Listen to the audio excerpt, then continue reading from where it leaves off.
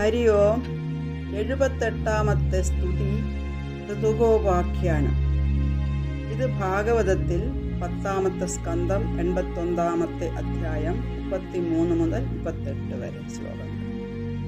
രാമകൃഷ്ണന്മാരുമൊത്ത് സാന്ദീപനി മഹർഷിയുടെ ഗുരുകുലത്തിൽ വെച്ച് വിദ്യാഭ്യാസം ചെയ്യുവാൻ ഭാഗ്യം സിദ്ധിച്ച വിരക്തനും പരമശാന്തനുമായ ഒരു ബ്രാഹ്മണൻ സുഹൃത്തായി ഭഗവാൻ ഉണ്ടായിരുന്നു. ദരിദ്രൻ എന്ന പദത്തിൻ്റെ പര്യായമായ കുചേലൻ എന്ന പേരിലാണ് അദ്ദേഹം അറിയപ്പെട്ടിരുന്നത്.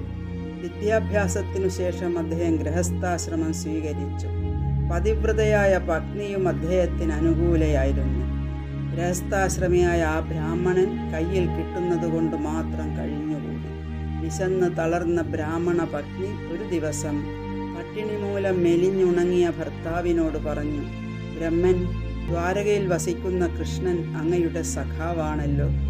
അദ്ദേഹം ബ്രാഹ്മണ ഭക്തനും ഭക്തസംരക്ഷനും ശരണാർഹനും ആണല്ലോ. അങ്ങ് അദ്ദേഹത്തെ ഒന്ന് പോയി കാണണം. തളർന്ന ഈ കുടുംബത്തിന് അദ്ദേഹം എന്തെങ്കിലും സഹായം ചെയ്യും. ആ പാദപത്മം സ്മരിക്കുന്നവർക്ക് അദ്ദേഹം ആത്മാവ് പോലും നൽകും. നമുക്കും എന്തെങ്കിലും തരാതിരിക്കുമോ?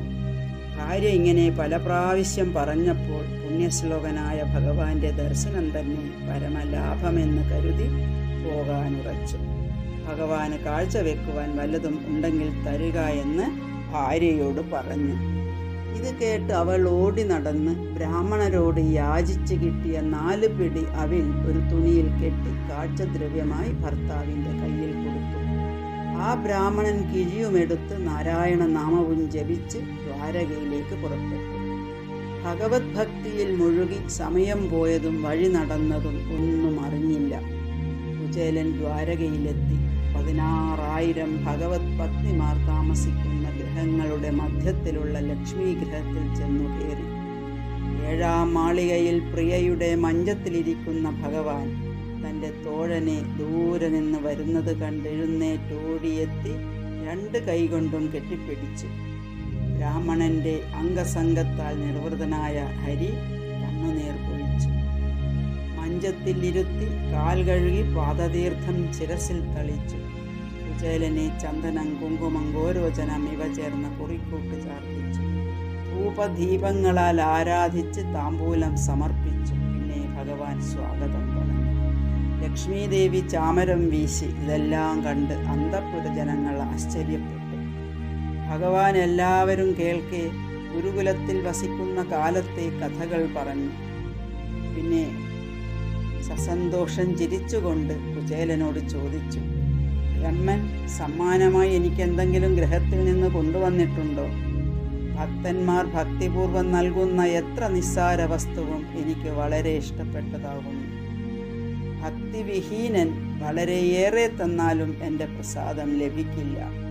ആരെങ്കിലും ഭക്തിപൂർവം ഇലയോ വെള്ളമോ ഫലമോ പുഷ്പമോ നൽകിയാൽ ഞാൻ സന്തുഷ്ടനാകും.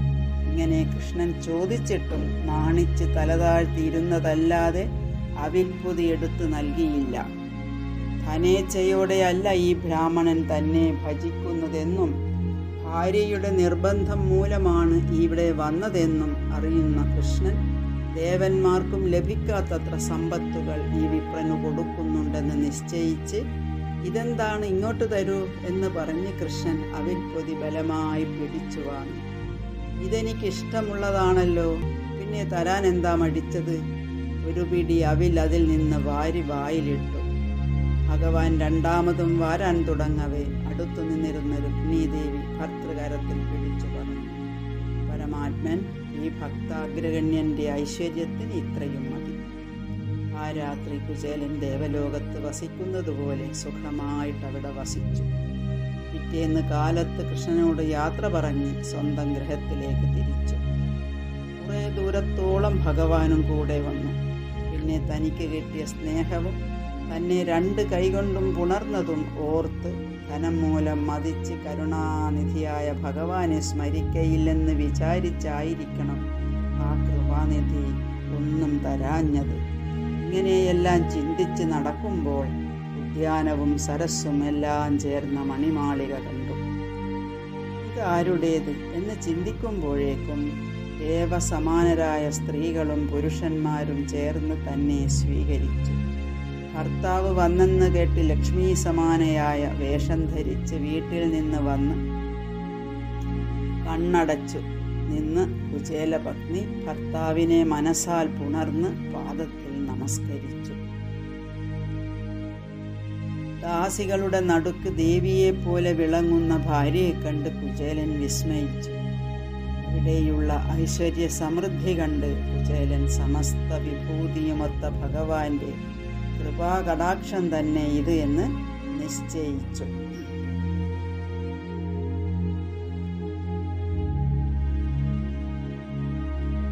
ഇത് എല്ലാം ഭഗവത് പ്രസാദമായി കരുതി അമിത ഭ്രമമൊന്നും കൂടാതെ അത് സ്വീകരിച്ചു.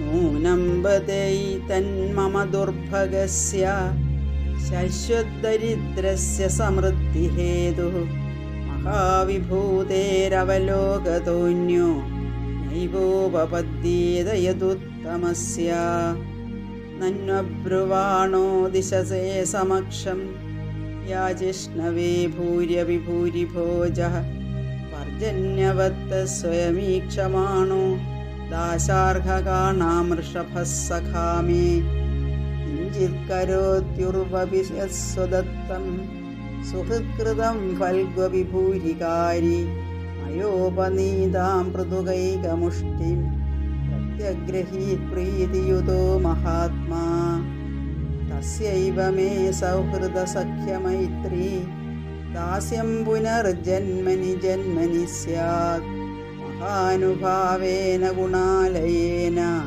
വിഷജ്ജതസ്തത്പുരുഷപ്രസംഗഃ ഭക്തായ ചിത്രാ ഭഗവാൻ ഹി സമ്പദോ രാജ്യം വിഭൂതിർന സമർത്ഥയത്യജ അദീർഘബോധായ വിചക്ഷണ സ്വയം പശ്യന്നിപാതം ധനിനാം മതോദ്ഭവം ഇത്തം വ്യവസിതോ ബുദ്ധ്യാ ഭക്തോതീവ ജനാർദ്ദനെ വിഷയാൻ ജായയാത്രക്ഷൻ ഉചേനാദിലം പടഃ.